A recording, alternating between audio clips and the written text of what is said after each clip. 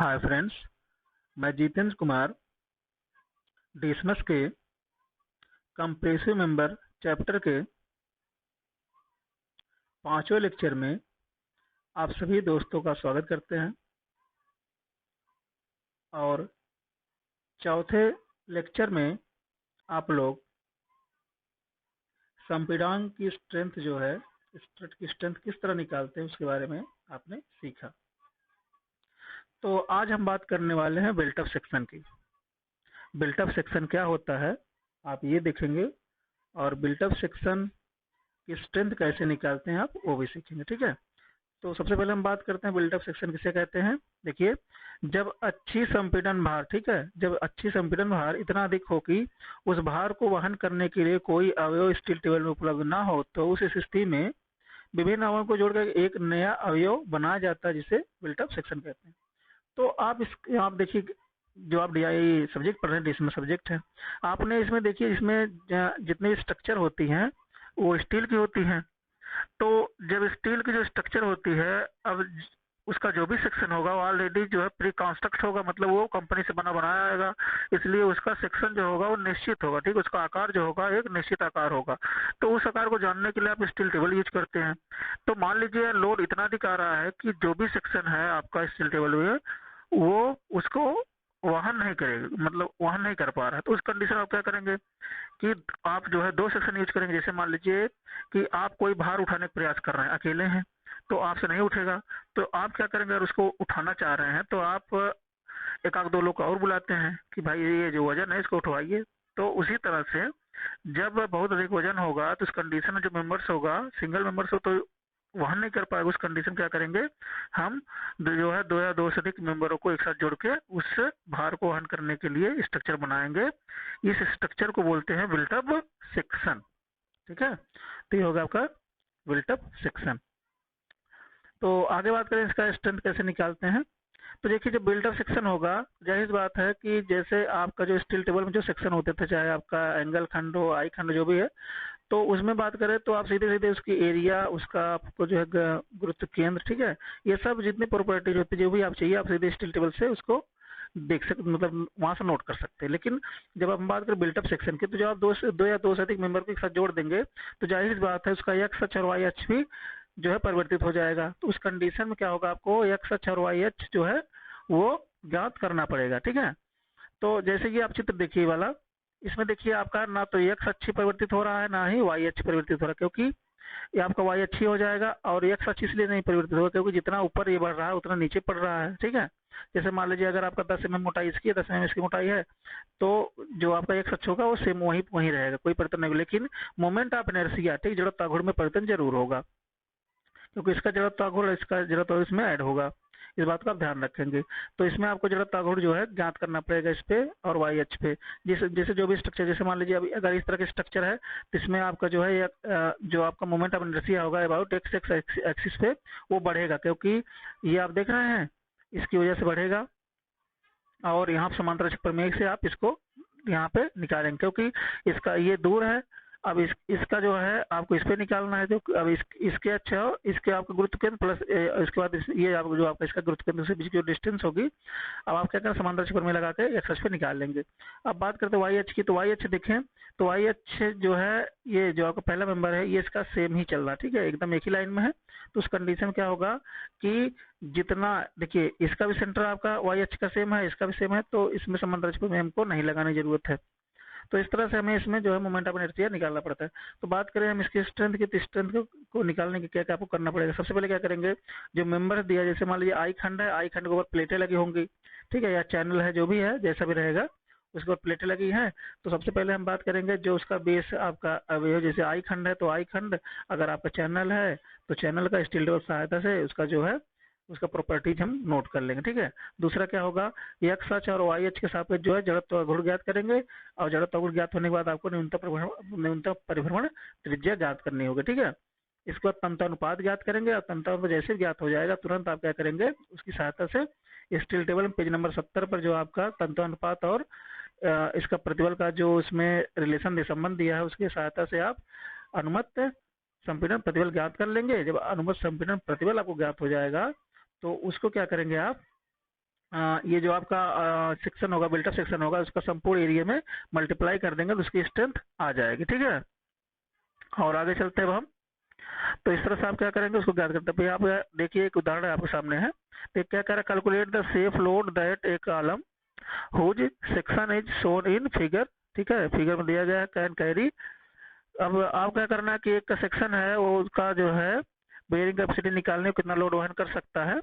नीचे चित्र बना हुआ है। If the effective length of column is 5 metre, ठीक है। अब यहाँ पे इफेक्टिव लेंथ आपको ऑलरेडी दे दिया है, तो आपको क्या करना है कि अब इफेक्टिव लेंथ के लिए, जैसे आप इसके पहले वाले क्वेश्चन देखते थे कि उसका जो अंतिम जो इसका सिरा है, अंत सिरा, ठीक है, इंड इंड जो कनेक्शन है वो कैसा है, एक रिवेट जुड़ा है, दो रिवेट जुड़ा है, ये सब देख के आप प्रभावी लंबाई निकालते हैं। जबकि इस क्वेश्चन प्रभावी लंबाई ऑलरेडी दे रखा है और आपका एफ वाई का मान 250 न्यूटन पर mm स्क्वायर। तो आगे चलते हैं अब हम।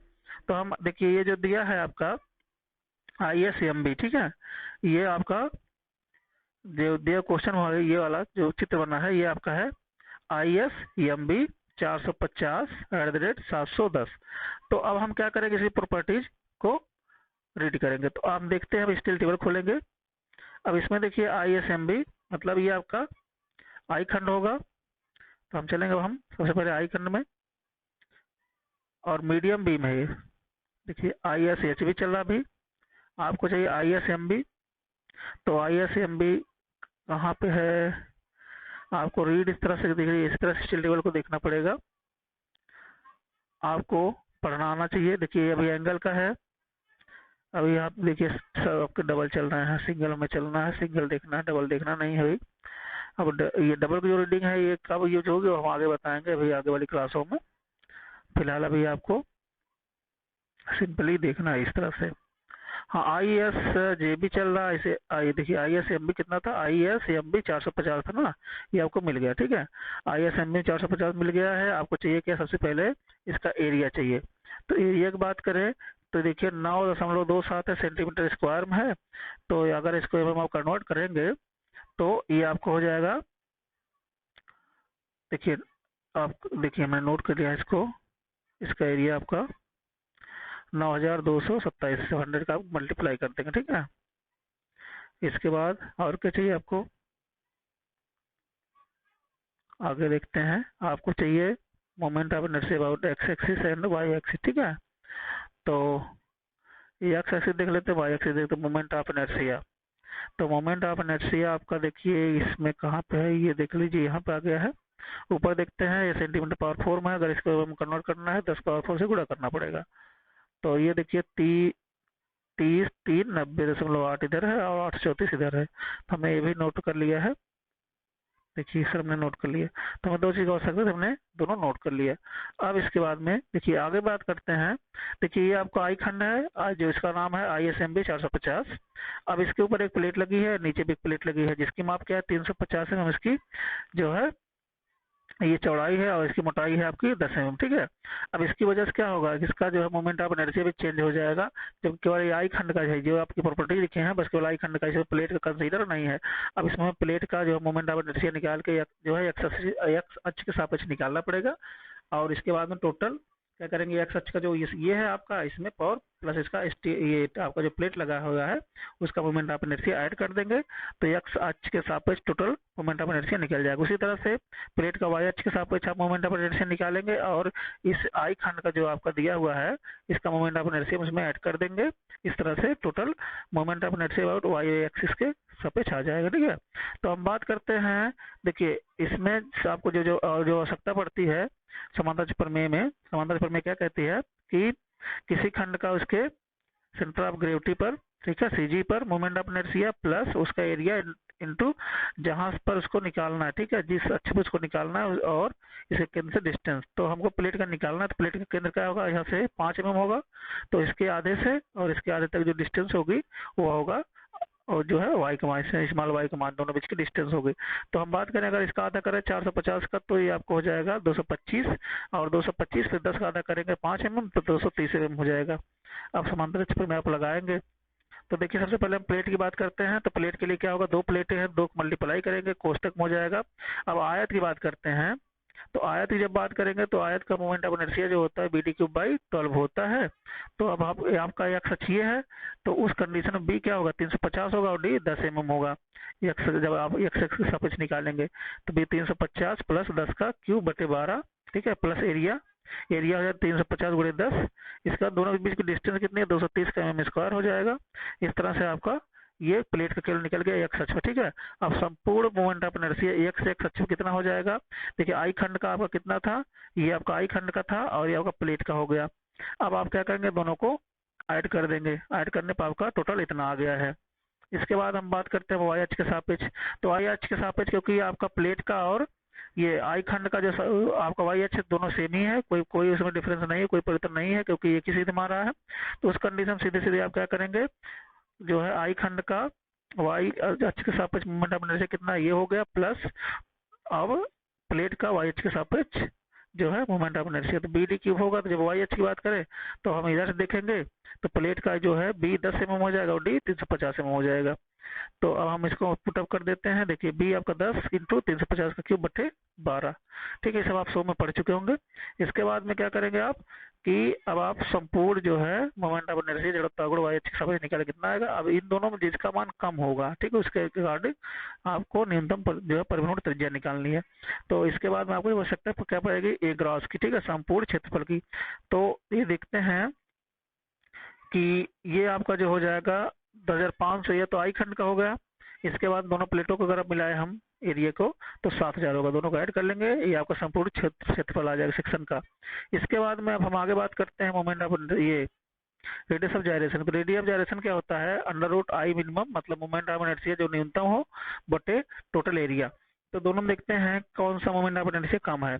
तो ये आपको x अक्ष पे देखते हैं, देखिए कितने अंक पहले देखिए, अंक के लिए 3 3 6 53 9 हो रहा है इसमें, 1 2 3 4 5 6 7 8, ठीक, वहाँ 9 है, यहाँ 8, तो ये आपका कम है। तो अब इसको हम क्या करेंगे, इसी को हम कैलकुलेशन कंसिडर करेंगे। तो देखिए आई मिनिमम बटे टोटल एरिया, तो ये आपको हो गया 67.527 mm, ठीक है, आर मिनिमम आपको निकल गया है। तो जब आर मिनिमम निकल गया है, आर मिनिमम की सहायता से हम क्या करेंगे, तंत्र अनुपात निकालेंगे। तंत्र अनुपात बराबर क्या होगा, प्रभावी लंबाई बटे आर मिनिमम, ठीक है। तो प्रभावी लंबाई ऑलरेडी दे लिखा है, तो इसमें दे रखा था 5 मीटर, तो 5000 mm हो जाएगा, क्योंकि ये भी आपका mm है। तो आप इसमें भाग दे देंगे तो आपका तंत्र अनुपात 74.044 आ जाएगा। तो हम जब चलेंगे फिर स्टील टेबल की तरफ, स्टील टेबल की तरफ जब आप पहुंचेंगे, इसमें आप पहुंचेंगे पेज नंबर 70 पर। जैसे 70 पहुंचेंगे आपको मिलेगा इस तरह का टेबल। तो इसमें देखते हैं क्या आपका जो ये मान है कितना आया था, 74.004 क्या इसमें दिया है, तो ऐसा नहीं दिया, इसमें 70 का सीधे 80 आ गया है। तो 70 के लिए हम रीड करेंगे 250 वाले में 112 है और 80 के लिए आपका 101 है, ठीक है। अब हम क्या करेंगे, इसमें फार्मूले में इसको ऐड करेंगे।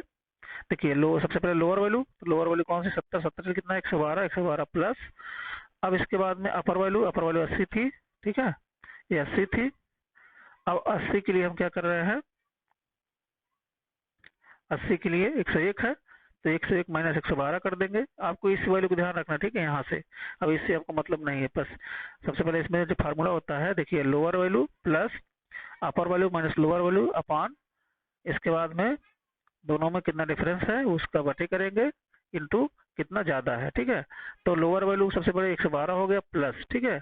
अब अपर वैल्यू 101 है माइनस 112, दोनों में अंतर कितना है, 10 का बटे 10 कर देंगे, गुणे कितना अधिक है भाई, ये 4.70 माइनस कर देंगे तो 4.004 अधिक है, ठीक है। ये आपका एक के लिए मान निकला है, ठीक, समझ रहे हैं, एक के लिए मान निकला है, तो ये 4.04 के लिए कितना कितना होगा, मल्टीप्लाई हमने कर दिया, 112 का ऐड कर देंगे तो 107.551 न्यूटन पर mm स्क्वायर आ गया है। तो यहाँ से आपको प्रतिबल मिल गया, ठीक है। जब आपको यहाँ से प्रतिबल मिल गया है तो अब इस प्रतिबल का सीधे सीधे मल्टीप्लाई कर देंगे आप इसमें, किसमें, एरिया जो उसका संपूर्ण एरिया है, तो 17,500 टोटल एरिया आया था।